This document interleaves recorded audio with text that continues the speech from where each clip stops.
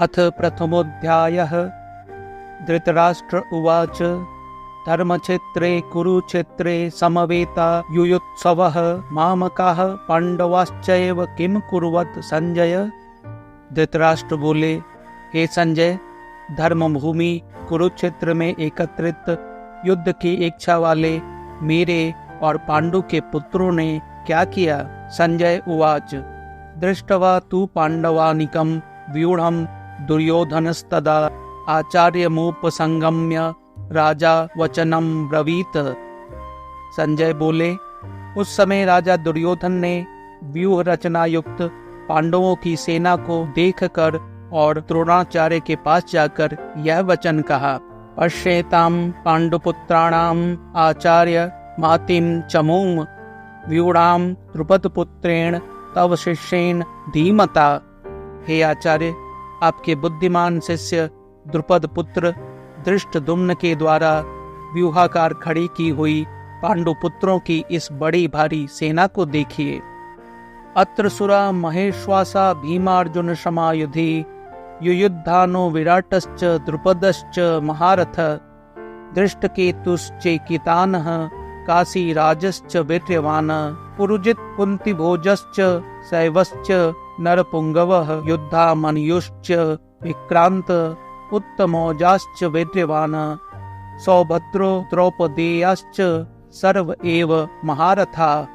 इस सेना में बड़े बड़े धनुषों वाले तथा युद्ध में भीम और अर्जुन के समान सूरवीर सात्यकी और विराट तथा महारथी राजा द्रुपद, धृष्टकेतु और चेकितान तथा बलवान काशीराज, पुरोजित, कुंतीभोज और मनुष्यों में श्रेष्ठ शैव्य, पराक्रमी युधामन्यु तथा बलवान उत्तमौजा, सुभद्रा पुत्र अभिमन्यु और द्रौपदी के पांचों पुत्र ये सभी महारथी हैं। अस्माकं तु विशिष्टा ये तान् निबोध द्विजोतम नायका मम सैन्यस्य संज्ञार्थम तान् ब्रह्मवीमीते। हे ब्राह्मण श्रेष्ठ, अपने पक्ष में भी जो प्रधान हैं उनको आप समझ लीजिए। आपकी जानकारी के लिए मेरी सेना के जो सेनापति हैं उनको बतलाता हूँ। भवान्न भीष्मश्च कर्णश्च कृपश्च समितिञ्जयः अश्वत्थामा विकर्णश्च सौमदत्ति अस्तेव च अन्ये च बहवः सुरा मदर्थे त्यक्त जीविता नाना शस्त्र प्रहरणा सर्वे युद्ध विशारदा। आप द्रोणाचार्य और पितामह भीष्म तथा कर्ण और संग्राम विजयी कृपाचार्य तथा वैसे ही अश्वत्थामा, विकर्ण और सोमदत्त का पुत्र भूरिश्रवा और भी मेरे लिए जीवन की आशा त्याग देने वाले बहुत से शूरवीर अनेक प्रकार के अस्त्रों शस्त्रों से सुसज्जित और सब के सब युद्ध में चतुर हैं। अपर्याप्तम तदस्माकं बलम भीष्माभिरक्षितम पर्याप्तम त्विद में तेषां बलम भीमाभिरक्षितम। भीष्म पितामह द्वारा रक्षित हमारी वह सेना सब प्रकार से अजेय है और भीम द्वारा रक्षित इन लोगों की यह सेना जीतने में सुगम है। अयनेषु च सर्वेषु यथा भागम अवस्थिता भीष्म एवाभिरक्षन्तु भवन्तः सर्व एव ही। इसीलिए सब मोर्चों पर अपनी अपनी जगह स्थित रहते हुए आप लोग सभी निस्संदेह भीष्म पितामह की ही सब ओर से रक्षा करें। संजय उवाच तस्य संजनयन हर्षं कुरु वृद्ध पितामह सिंहनादं विनद्योच्चे शंखं दधमौ प्रतापवान। कौरवों में वृद्ध बड़े प्रतापी पितामह भीष्म ने उस दुर्योधन के हृदय में हर्ष उत्पन्न करते हुए उच्च स्वर से सिंह की दहाड़ के समान गरज कर शंख बजाया। ततः शंखाश्च भैर्यश्च पणवान गोमुखा सहसैव्याभ्य हन्यन्त सशब्दस्तु मूलो भवत। इसके पश्चात शंख और नगाड़े तथा ढोल, मृदंग और नरसिंगे आदि बाजे एक साथ ही बज उठे। उनका वह शब्द बड़ा भयंकर हुआ। ततः श्वेते हर्ये युक्ते महति स्यन्दने स्थितो माधवः पांडवश्चैव दिव्यो संख्यो प्रदद्ध मतुः। इसके अनंतर सफेद घोड़ों से युक्त उत्तम रथ में बैठे हुए श्री कृष्ण महाराज और अर्जुन ने भी अलौकिक शंख बजाए। पांचजन्यम ऋषिकेशो देवदत्तम धनंजय पौंड्रम दधमो महाशंखम भीमकर्मा वृकोदर। श्री कृष्ण महाराज ने पांचजन्य नामक, अर्जुन ने देवदत्त नामक और भयानक कर्म वाले भीमसेन ने पौंड्र नामक महाशंख बजाया। अनंत विजयम राजा कुंती पुत्रो युधिष्ठिर नकुल सहदेवश्च सुघोषण मणिपुष्पकौ। कुंती पुत्र राजा युधिष्ठिर ने अनंत विजय नामक और नकुल तथा सहदेव ने सुघोष और मणिपुष्पक नामक शंख बजाए। कास्यश्च परमेश्वासः शिखंडी च महारथ धृष्टद्युम्नो विराटश्च सात्यकिश्च पराजितः द्रुपदो द्रौपदेयाश्च सर्वशः पृथ्वीपते सौभद्रश्च महाबाहो शंखान ददमुः पृथक पृथक।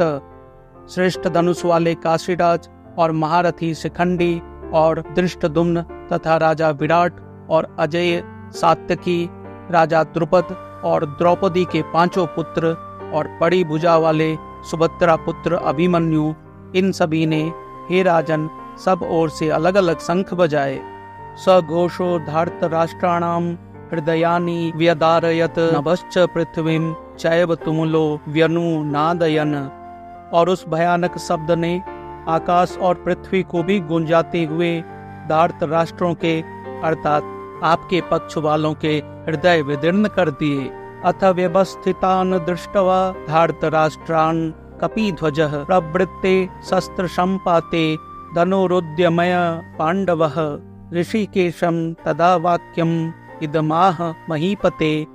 अर्जुन उवाच सेनयोरुभयोर्मध्ये रथम स्थापय मेच्युत। हे राजन, इसके बाद कपिध्वज अर्जुन ने मोर्चा बांधकर डटे हुए धृतराष्ट्र संबंधियों को देखकर उस शस्त्र चलाने की तैयारी के समय धनुष उठाकर ऋषिकेश श्री कृष्ण महाराज से यह वचन कहा, हे अच्युत, मेरे रथ को दोनों सेनाओं के बीच में खड़ा कीजिए। यावदेता निरीक्षे हम योद्धु कामनावस्थितान कैरम्या सह योद्धव्यम अस्मिन् रण समुद्यमे।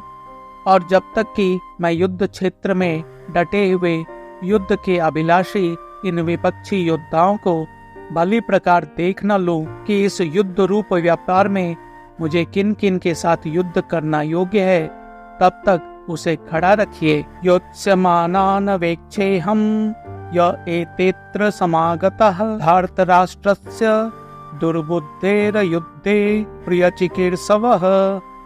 दुर्बुद्धि दुर्योधन का युद्ध में हित चाहने वाले जो ये राजा लोग इस सेना में आए हैं, इन युद्ध करने वालों को मैं देखूंगा। संजय उवाच एव मुक्तो ऋषिकेशो गुडाकेशेन भारत सेनयोरुभयोर्मध्ये स्थापयित्वा रथोत्तमम् भीष्म द्रोण प्रमुखतः सर्वेषां च महीक्षिताम् उवाच पार्थ पश्येतान् समवेतान् कुरुनिति। संजय बोले, हे धृतराष्ट्र, अर्जुन द्वारा इस प्रकार कहने के पश्चात महाराज श्री कृष्णचंद्र ने दोनों सेनाओं के बीच में भीष्म और द्रोणाचार्य के सामने तथा संपूर्ण राजाओं के सामने उत्तम रथ को खड़ा करके इस प्रकार कहा कि हे पार्थ, युद्ध के लिए जुटे हुए इन कौरवों को देख। तत्रा पश्यस्ते स्थान पार्थः पितृनथ पितामहान् आचार्यन् मातुलान् भातृन् पुत्रान् पौत्रान् सखींस्तथा स्वसुरान् सुहृदश्चैव सेनयोरुभयोरपि तान् समीक्ष्य स कौन्तेयः सर्वान् बन्धून् कृपया परया विष्टु विषितनमी द्रवित। इसके बाद पृथापुत्र अर्जुन ने उन दोनों सेनाओं में स्थित ताऊ चाचों को, दादों परदादों को, गुरुओं को, मामाओं को, भाइयों को, पुत्रों को, पौत्रों को तथा मित्रों को और सुहृदों को भी देखा। उन उपस्थित संपूर्ण बंधुओं को देखकर वे कुंती पुत्र अर्जुन अत्यंत करुणा से युक्त होकर शोक करते हुए यह वचन बोले। अर्जुन उवाच दृष्टवेमं स्वजनं कृष्ण युयुत्सुं समुपस्थितं सिदन्ति मम गात्राणि मुखं च परिशुष्यति वेपथुश्च शरीरे में रोमहर्ष जायते। अर्जुन बोले, हे कृष्ण, युद्ध क्षेत्र में डटे हुए युद्ध के अभिलाषी इस स्वजन समुदाय को देखकर मेरे अंग शिथिल हुए जा रहे हैं और मुख सूखा जा रहा है तथा मेरे शरीर में कंप और रोमांच हो रहा है। गांडीवम श्रमशते हस्तात्वक चैव परिदक्ष्यते न च शक्नोम्य स्थातुतम भ्रमतीव च मे मनः।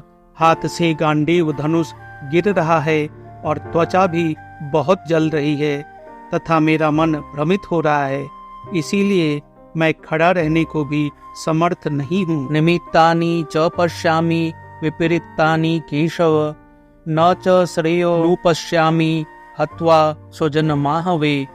हे केशव, मैं लक्षणों को भी विपरीत देख रहा हूँ तथा युद्ध में स्वजन समुदाय को मारकर कल्याण भी नहीं देखता। न कांक्षे विजयम कृष्ण न च राज्यम सुखानि च किम नो राज्येन गोविंद किम भोगैर जीवितेन वा। हे कृष्ण, मैं न तो विजय चाहता हूँ और न राज्य तथा सुखों को ही। हे गोविंद, हमें ऐसे राज्य से क्या प्रयोजन है अथवा ऐसे भोगों से और जीवन से भी क्या लाभ है। ये सामर्थ्य कांक्षितम नो राज्यम भोगा सुखानि च न इमे वस्थिता युद्धे प्राणान् त्यक्त्वा धनानि च। हमें जिनके लिए राज्य भोग और सुखादि अभिष्ट हैं, वे ही सब धन और जीवन की आशा को त्याग कर युद्ध में खड़े हैं।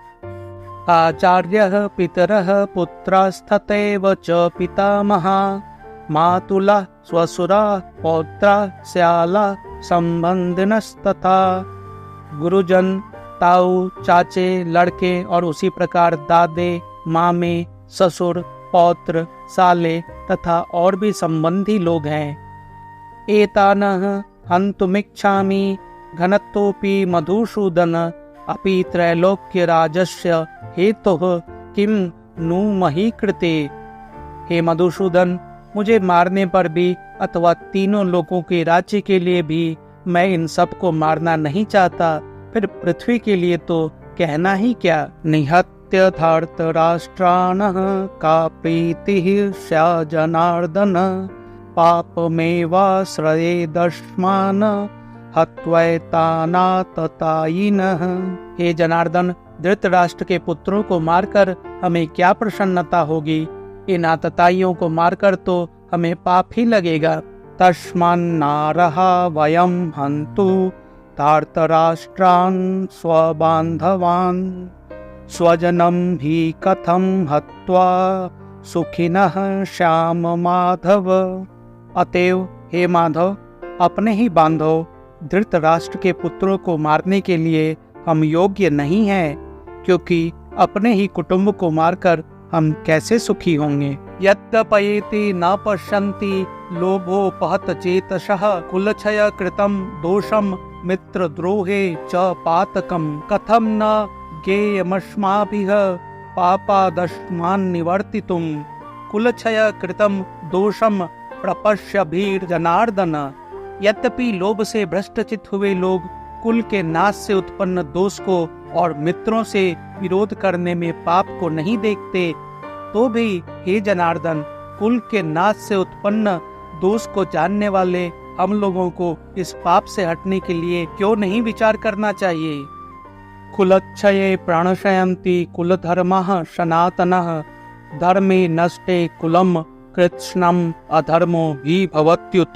कुल के नाश से सनातन कुल धर्म नष्ट हो जाते हैं। धर्म के नाश हो जाने पर संपूर्ण कुल में पाप भी बहुत बढ़ता है। अधर्माभिवत कृष्ण प्रद्युष्यन्ति कुलस्त्रियः स्त्रीषु दुष्टासु वार्ष्णेय जायते वर्ण शंकरः।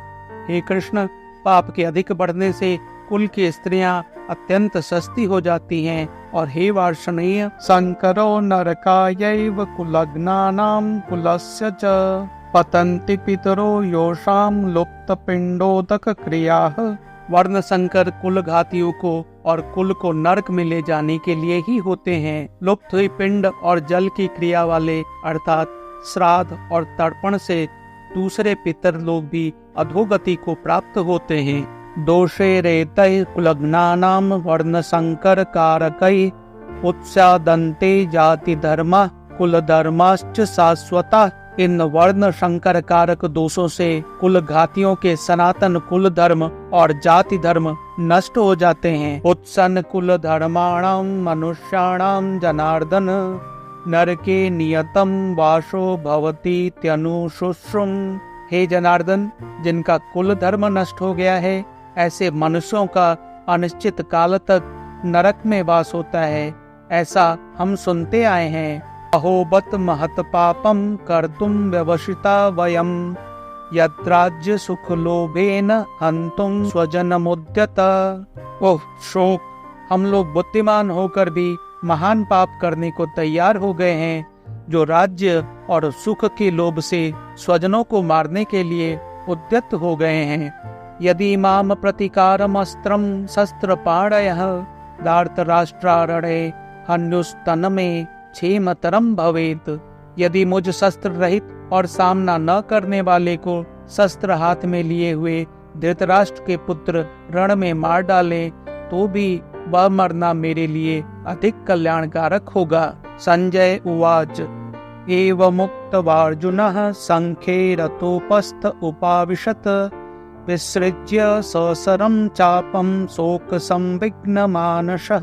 संजय बोले, रणभूमि में शोक से उद्विग्न मन वाले अर्जुन इस प्रकार कहकर बाण सहित धनुष को त्याग कर रथ के पिछले भाग में बैठ गए। ओम तत्सदिति श्रीमद्भागवत गीता सुपनिषत्सु ब्रह्म विद्यायाम योग शास्त्रे श्री कृष्ण अर्जुन संवादे अर्जुन विषाद योगो नाम प्रथमोऽध्यायः। इस प्रकार उपनिषद, ब्रह्म विद्या तथा योग शास्त्र रूप श्रीमद् भागवत गीता के श्री कृष्ण अर्जुन संवाद में अर्जुन विषाद योग नामक प्रथम अध्याय संपूर्ण हुआ।